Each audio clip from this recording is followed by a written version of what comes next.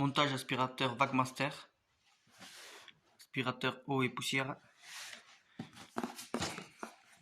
Il n'y a rien de bien compliqué. Hein. Alors on déballe. Un tube coudé.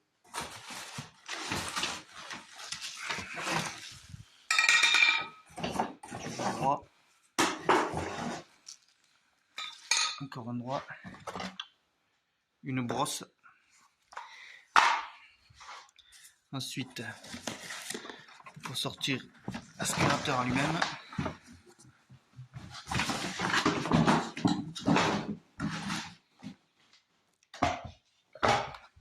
Voilà. On l'ouvre.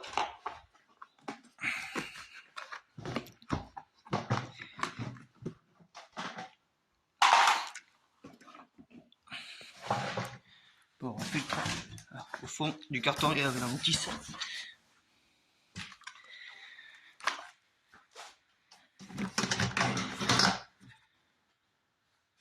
Une plaque. Un tuyau flexible.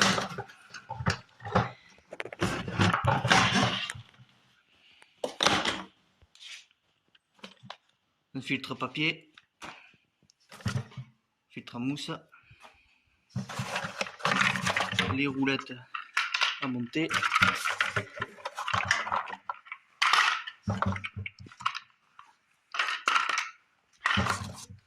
Une poignée à monter. Très bonne question. Ça c'est sûrement pour les embouts. Ils doivent être de différentes tailles. Et ça, une brosse ronde. Des petites vis. C'est des cruciformes. Bon, il n'y a pas d'outil fourni pour le montage. On va attraper ça.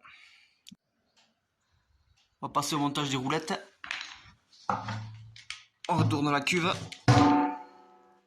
On attrape les roulettes. On les encoche. On appuie. Ça clipse. On fait ça aux 4.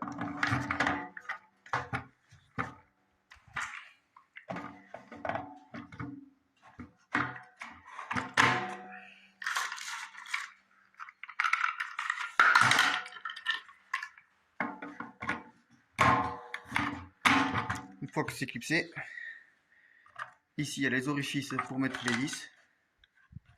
On peut voir. Voilà. On va visser ça. Voilà, c'est vissé.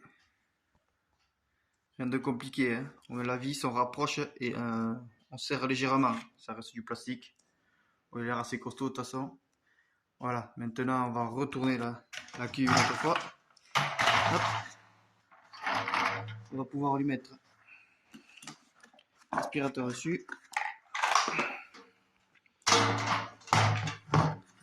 Là, il y a un sens pour pouvoir mettre les poignées dessus. On verrouille à droite comme à gauche et on peut lui monter la poignée.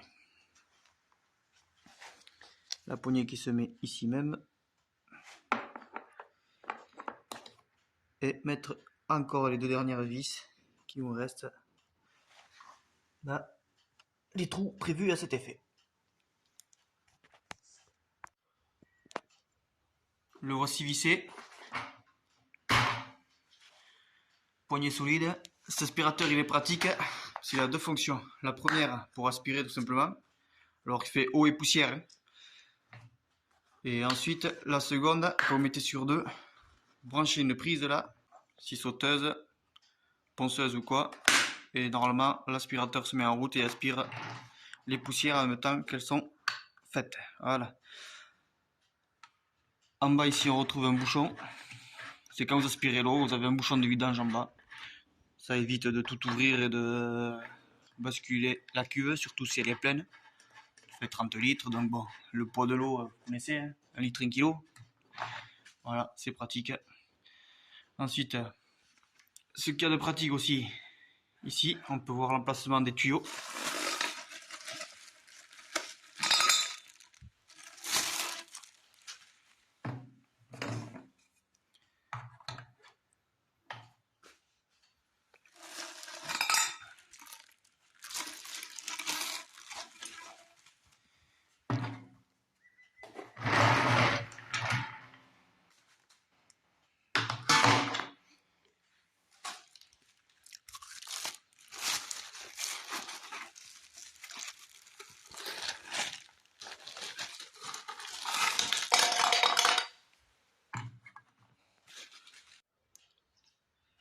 Et le petit dernier, c'est simplement la brosse.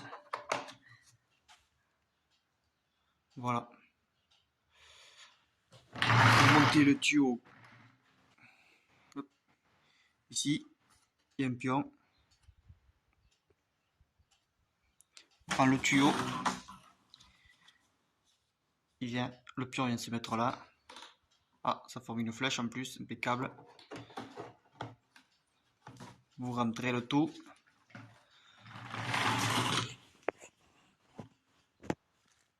On voit le pion qui est apparu ici.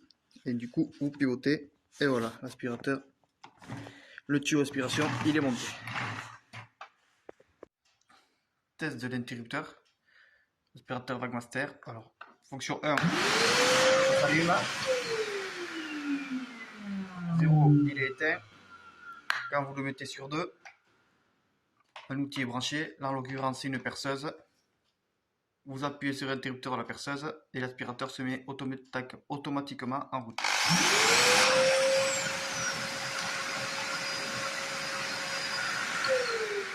Voilà. Une autre fonction de l'aspirateur Vagmaster, c'est que si vous débranchez son tuyau côté aspiration, vous le rebranchez côté extraction d'air, toujours hein, le petit pion, hop, on enquille, on tourne.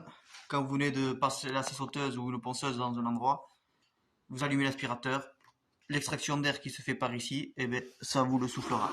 Vous pourrez nettoyer la pièce que vous venez de poncer ou de couper. Pour le rangement des accessoires, chose bien pensée, sur le couvercle, il y a des logements prévus à cet effet.